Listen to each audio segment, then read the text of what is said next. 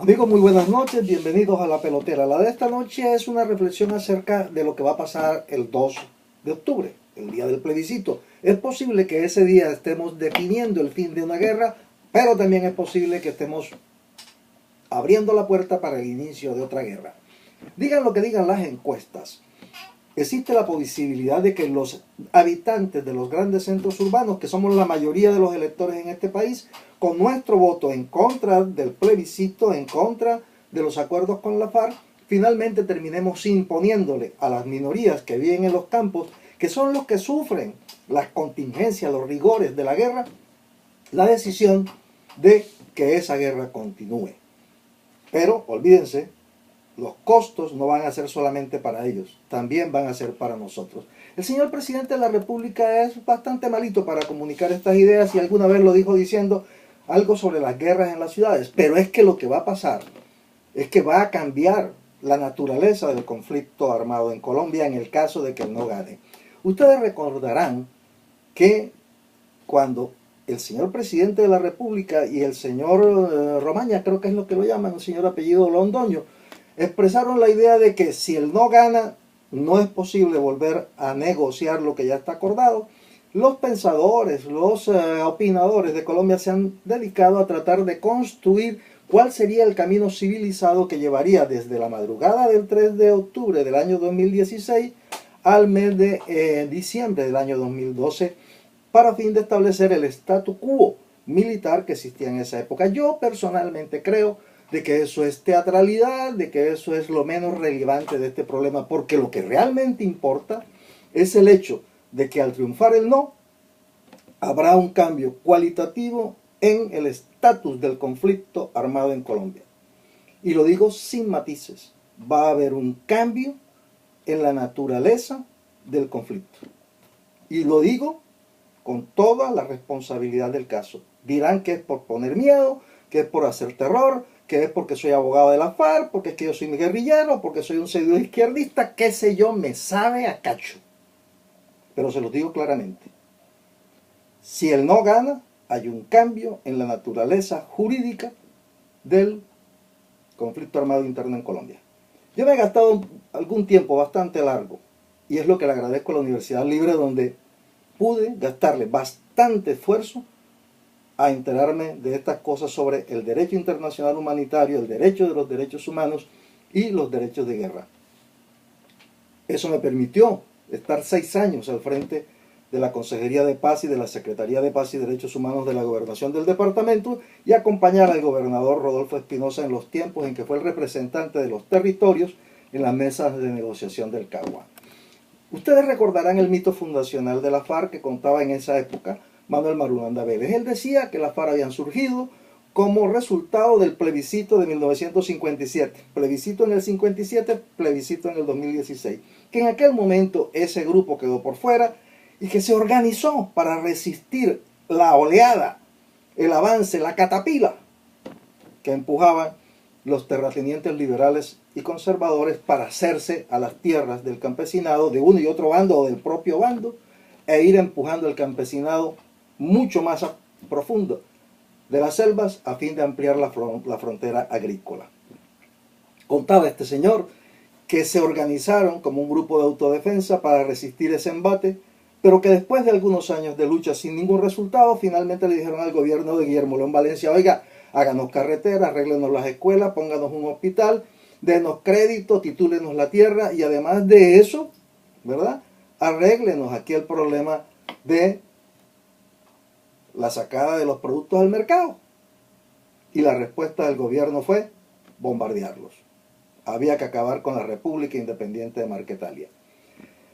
Ese mito que muestra a la FARC como un grupo insurgente de autodefensa, de resistencia y finalmente como un grupo con un proyecto político militar de honda raigambre rural va a cambiar o cambiaría en el evento en que el no sea el que triunfe el día 2 de octubre. Habría un cambio en el relato y habría una justificación para hablar del nacimiento de una nueva forma de ejército. Pasarían de aquel ejército rural a un ejército de raigambre urbana, No sé cómo expresarlo de otra manera, pero sería pasar de una guerrilla a un ejército de liberación. ¿Qué dirían? Dirían que luego de 50 años fueron invitados por el gobierno nacional a sentarse en una mesa de negociación y que ellos respondieron que sí, y se sentaron allí durante 4 años con paciencia y con cuidado a estructurar el mejor de los acuerdos posibles y que la comunidad internacional estuvo presente y que es testigo de eso.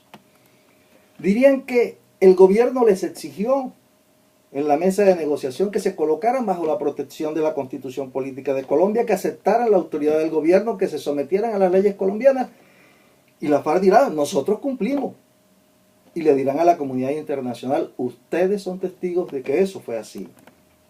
También contarán que le demandaron en ese acuerdo que se colocaran bajo la protección del sistema internacional de justicia, de promoción, defensa y protección de los derechos humanos, y que ellos se comprometieron a someterse ante un tribunal especial internacional de justicia para responder por aquellos delitos cometidos en contra de las víctimas bajo su responsabilidad. Y dirán, nosotros cumplimos. La comunidad internacional fue testigo de esa decisión inequívoca, de ese compromiso de la FARC con quienes fueron victimizados a consecuencia de acciones militares conducidas bajo su responsabilidad. Dirán que cumplieron y le reclamarán a la comunidad internacional, a ustedes les consta que eso fue así.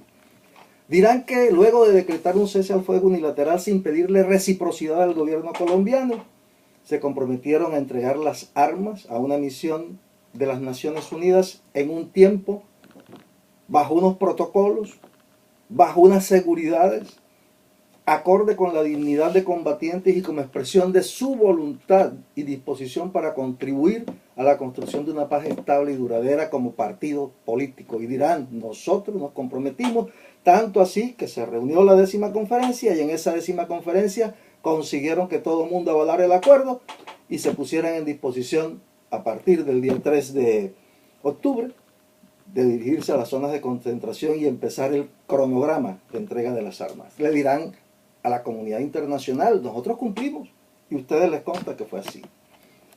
Más sin embargo, dirán ellos, la oligarquía terrateniente y sus aliados, embosados en bandas criminales, agazapadas en los medios de comunicación, haciendo uso de todos los recursos disponibles,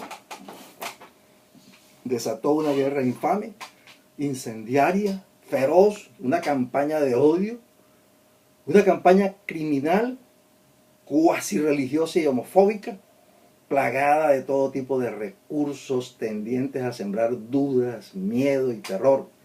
Y que eso llevó a millones de colombianos a votar equivocadamente en favor de sus propios verdugos. Y le dirán a la comunidad internacional, ustedes son testigos de nuestra voluntad de paz, que fue una voluntad sincera, inequívoca y sostenida, pero la oligarquía terrateniente y sus sistemas armados y de propaganda no nos dejaron, no nos acogieron, nos rechazaron.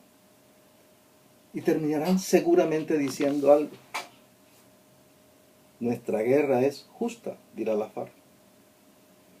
Y le van a reclamar a la comunidad internacional, ustedes fueron testigos de eso. Por cuenta de sus miedos y de sus odios, no solo contra la FARC, sino contra todo aquello que no se comprende y que se transforma en una prédica de odio, los colombianos habrán dado surgimiento a un estadio superior de la guerra que será ganancia para la FARC, pues habrán legitimado nuevamente ante la comunidad internacional y reclamarán que se les reconozca el derecho a hacer la guerra contra una oligarquía terrateniente, armada, violenta y dispuesta a sostener su poder en la tierra y disfrutar de la riqueza que ella contiene y representa a sangre y a fuego. ¿Cómo responderá la comunidad internacional? No sé. Yo no sé si un país, 2 o 3, le van a dar lo que siempre la FARC han pedido desde 1994, que es el estatuto de beligerancia, el derecho a hacer la guerra, porque no hay y no se les ha dejado otra alternativa. Se dividirá la sociedad colombiana frente a esto, al punto de que cada quien tomará partido y no sé si llegaremos a los estadios de una verdadera guerra civil. No sé. Pero es que definitivamente la sociedad colombiana habrá demostrado que no es posible resolver nuestras divergencias de todo tipo siguiendo un orden civil y un orden democrático. Que no es posible resolver las cosas por la política, sino por las armas. Y lo más duro de todo esto es que se le haya mezclado religión y que se le haya mezclado problemas de género al punto de que este acuerdo de paz está atravesado por una supuesta defensa de la familia, de una defensa de Dios, de una defensa de los valores cristianos y en contra de unos aberraciones o de unos seres que no tienen derecho a aspirar a contar con una ciudadanía plena y con una condición humana a plenitud. Es increíble que este proceso tendiente a buscar la paz en Colombia haya derivado en una diatriba y en una discusión sobre religión, género y sexo. Es el colmo. Yo no sé en qué va a parar esto, pero nuevamente estamos mezclando la cuestión agraria con la cuestión religiosa y con la estructura de poder, de riqueza y de capacidad armada de los terratenientes en Colombia. Yo creo que esto también va a significar unas soluciones que hay que construir sobre cómo hacemos para que esto no derive en una guerra mayor o en un problema que nos va a condenar a otra oleada de violencia y de sangre, de la cual después nadie va a querer responder, porque nadie se va a sentir culpable, porque cada quien defendió sus convicciones y sus principios. No es más, tampoco es menos. Les dejo estas cosas que se me dan a mí por pensar a la mitad de la noche. Denle un like a este video, suscríbanse a nuestro canal y difundan este documento entre sus amistades. Les recomiendo las lecturas de este autor sobre derecho internacional humanitario, por si acaso creen que estoy mintiendo. Chao, estamos hablando.